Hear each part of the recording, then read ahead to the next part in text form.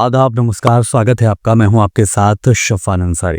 दोस्तों, एक ज़माना था, एक वक्त था जब प्रधानमंत्री नरेंद्र मोदी के लिए जो दुनिया थी, जो अवाम थी इस देश की, वो पागल हुआ करती थी। उनको सुनने के लिए, उनको देखने के लिए, एक झलक तक पाने के लिए लोग सैकड़ों-सैकड़ों किलोमीटर का सफ़र तय किया करते थे और उस जगह पर पहुंचा करते थे जहां प्रधानमंत्री नरेंद्र मोदी का शो होने जाता था या फिर स्पीच होने जाया करती थी। लेकिन अब जिस तरीके की तस्वीरें देखने को मिल रही हैं, उससे ये अंदाज़ा लगाया जा रहा है कि शायद अब प्रधानमंत्री नरेंद्र मोदी का जो चार्म है, उनका जो फैन फॉलोइंग का एक दायरा था, वो अब सीमित होता जा रहा है।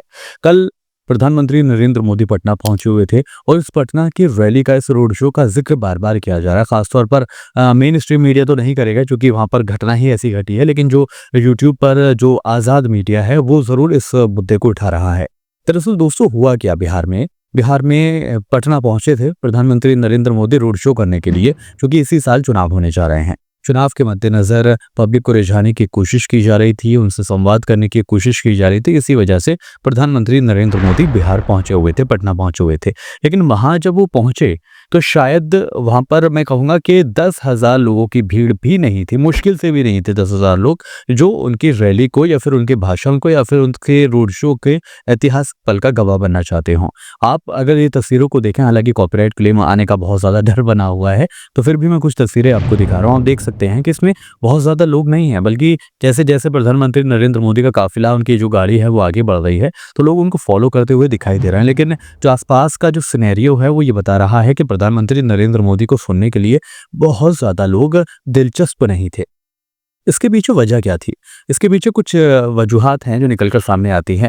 मुझे ये लगता है कि जब प्रधानमंत्री नरेंद्र मोदी का पटना का रोड शो होने वाला था, उससे 1 दिन पहले पटना में ही इसी रोड पर एक घटना घटी थी जिसमें जो शरारती तत्व थे वो यहाँ पर फायरिंग खुलेआम करते हुए नज़र आए थे। बहुत सारे लोगों ने इस वीडियो को पोस्ट किया था और कहा था कि आने वाले वक्त में यहाँ पर पीएम मोदी का रोड शो होने वाला है और ऐसे में यहाँ पर खुलेआम फायरिंग की जा रही है। इसको लेकर खुद तेजस्वी यादव साहब ने भी जो है कमेंट किया था, एक ट्वीट करते हुए उन्होंने तंज कसा था प्रधानमंत्री नरेंद्र मोदी पर।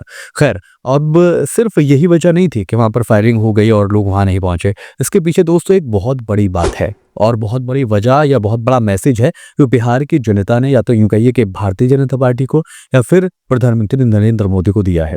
वो मैसेज क्या है? दरअसल हम सभी जानते हैं, ऑपरेशन सिंदूर शुरू किया गया। ऑपरेशन सिंदूर के जरिए प्रधानमंत्री नरेंद्र मोदी ने बताया कि किस तरीके से हमने जो है दुश्मन देश के ऊपर हमला किया, उसके बाद हमारे जवानों ने वहाँ पर फतह जो है वो हासिल की है। अब ये जीत हार ठीक थी, हम हिंदुस्तानी हैं और हम चाहेंगे कि हमारे देश की जनता यही चाहेगी कि हम अपने दुश्मन मुल्क से जीत हासिल करें, उसके ऊपर फतह हासिल करें।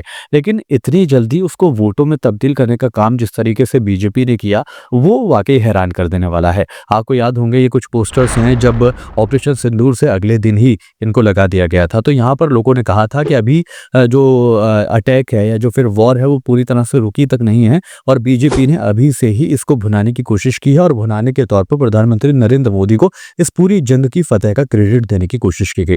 उसके बाद हमने देखा ऑपरेशन सिंदूर को लेकर सिंदूर घर घर पहुंचाने की बात बीजेपी की तरफ से की गई।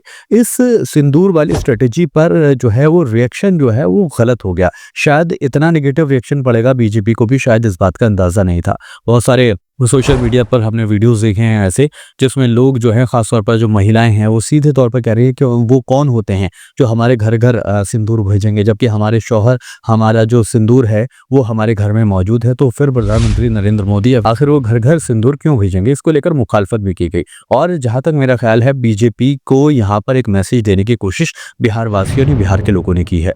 आप अगर देखेंगे, जब गुजरात पहुंचे थे प्रधानमंत्री नरेंद्र मोदी, वहाँ पर बड़ा हुजूम लोगों का पहुंचा था, लेकिन बिहार में नीतीश कुमार से लेकर जो खींचतान चल रही है वो एक अलग चीज हो गई है। चिराग पासवान और तेजस्वी यादव किस तरीके से आपस में तालमेल बिठाने की कोशिश कर रहे हैं वो अलग चीज हो गई। और लेकिन यहाँ पर अगर जनता नहीं पहुंची है तो सीधे तौर पर जनता में कहीं ना कहीं मायूसी है प्रधानमंत्री नरेंद्र मोदी को, और एक सख्त संदेश देने की कोशिश की गई है कि अगर आप ऑपरेशन सिंदूर या फिर हिंदुस्तान पाकिस्तान या फिर किसी भी दुश्मन मुल्क से हुई वॉर को अगर भुनाने की कोशिश करेंगे तो इसमें बिहार की जनता कह लीजिए या वो लोग जो इस देश में अमन चाहते हैं वो कतई इस बात को बर्दाश्त नहीं करेंगे। क्या लगता है आपको, क्या वाकई ये मैसेज देने की कोशिश बिहार की जनता ने की है या फिर कुछ और वजूहात हो सकती हैं? इसी वजह से पीएम मोदी को सुनने के लिए, उनको देखने के लिए लोग नहीं पहुंचे। आप अपनी राय हमें कमेंट के जरिए दे सकते हैं। फिलहाल मेरे साथ इस वीडियो में अभी के लिए इतना ही। वीडियो पसंद आया तो वीडियो को लाइक करें, शेयर करें और हाँ, हमारे चैनल को सब्सक्राइब जरूर कर लें, क्योंकि यहाँ पर वो खबरें, वो बातें हम आपको बताते हैं जो मेन स्ट्रीम मीडिया या फिर गोदी मीडिया नहीं दिखाता। फिर होगी मुलाकात। नमस्कार।